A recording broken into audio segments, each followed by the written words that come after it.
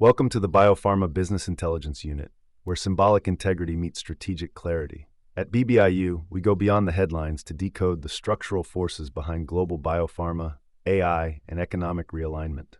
If you value precision, verification, and symbolic depth, this channel is for you. Subscribe now to access our weekly briefings, dossiers, and intelligence reports, and consider joining our institutional tier to unlock early warning systems, custom metrics, and exclusive strategic insight. You're not just listening, you're entering the future of epistemic intelligence. www.biopharmabusinessintelligenceunit.com. Adjuvant CDK4/6 inhibitors in early breast cancer. Benefit, cost, and the emerging paradox of resistant relapses. Executive Sunmark trials, Monarch-E NCT 315997, Abemaciclib, and Natally NCT 0374, Ribociclib, have introduced CDK4/6 inhibitors into the adjuvant treatment of HR plus HER2 early breast cancer. Both demonstrated a reduction in invasive disease-free survival, IDFS events, but at the cost of toxicity, quality of life deterioration, and financial burden. Key findings. Absolute benefit in IDFS, 7-8% at 4 years with Abemaciclib, 3% at 3 years with Ribociclib. Overall survival, OS, no statistically significant benefit yet. Quality of life, best with ET alone. Ribociclib modestly worse, Abemaciclib significantly worse, diarrhea fatigue. Cost differential, ET alone, generics, $5K over 5 years, Abemaciclib, $374 to $392K over 2 years, Ribociclib, $509K over 3 years. New paradox. Relapses occurring during after adjuvant CDK4/6I often present as HR negative or triple negative disease, a therapy-induced selection effect.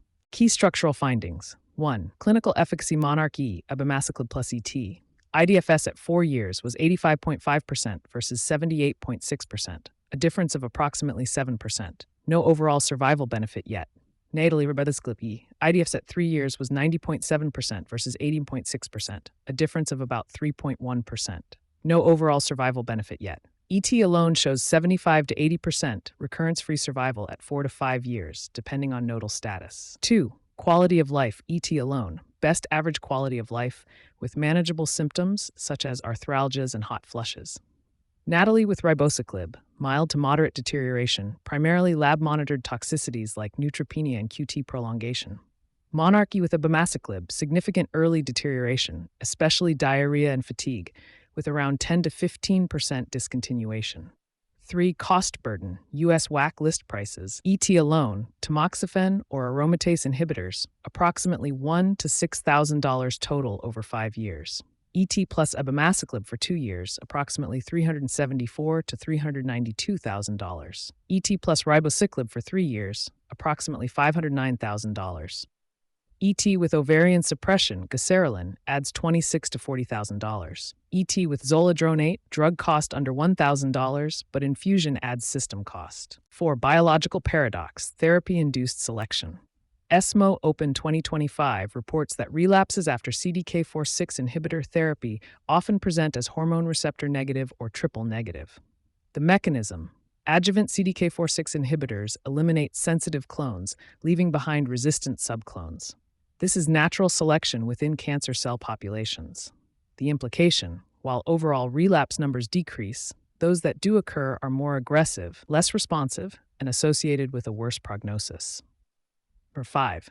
Ethical and economic trade-off. Absolute gain is approximately 7% at best. The trade-off, decreased quality of life, increased financial burden, and more aggressive resistant relapses. For many patients, the risk-benefit equation may be unfavorable outside of very high-risk groups. BBIU opinion, the patient's dilemma in adjuvant CDK4/6 therapy. For patients with early hormone receptor positive, HER2 negative breast cancer, the introduction of adjuvant CDK4/6 inhibitors poses deeply personal questions beyond clinical statistics. The decision to add Ribociclib from the Natally trial or Abemaciclib from the Monarch-E trial to endocrine therapy is not only about disease-free survival curves. It is about time, suffering, cost, and dignity. How much longer will I live if I accept this treatment? Current data show a modest absolute reduction in recurrence, approximately 7% at 4 years with Abemaciclib, and around 3% at 3 years with Ribociclib. Importantly, there is no proven extension of overall survival yet. In other words, the treatment may delay relapse, but it is still uncertain whether it truly prolongs life. Will I suffer during treatment? Endocrine therapy alone already carries burdens: hot flashes, joint pain, and fatigue. Adding a CDK4/6 inhibitor increases toxicity: diarrhea, neutropenia, liver enzyme abnormalities, and constant lab monitoring. Many patients experience significant fatigue and gastrointestinal issues, which can disrupt daily life, work, and family responsibilities. What quality of life will I have? Quality of life studies consistently show that patients on endocrine therapy alone report higher average well-being compared to those on endocrine therapy plus CDK4/6 inhibitors. The difference is not catastrophic, but it is meaningful. A day spent managing diarrhea, nausea, or hospital visits is not the same as a day lived freely. What is the cost to my family? In the United States, the cost of Ribociclib or Abemaciclib over 2 to 3 years can exceed $350,000 to $500,000, compared to a few $1,000s for endocrine therapy alone. Even with insurance or national coverage, the hidden costs, co-pays, lost income from reduced work capacity, transportation, and emotional burden on caregivers can be profound. Families often absorb this as an invisible debt, not only financial, but psychological. What kind of relapse may occur if I take this path? Evidence now shows that recurrences after CDK4/6 inhibitor therapy can appear as more aggressive, hormone receptor negative cancers. This means fewer patients relapse, but when relapse does occur, it is biologically harder to treat, leaving families facing a more difficult road. The impact of CDK4/6 inhibitors does not end when the last pill is swallowed. Even after the treatment window closes, survivors may carry residual effects that shape their health, work, and family life for years. Chronic hepatic and hematologic effects, repeated episodes of elevated liver enzymes, AST and ALT, and recurrent neutropenia are not always fully reversible. Long-term metabolic alterations and impaired immune responsiveness may persist, leaving a scar that influences future resilience against infections or comorbidities. Cardiovascular risk, Ribociclib in particular, requires continuous QT monitoring because it can alter the electrical conduction of the heart.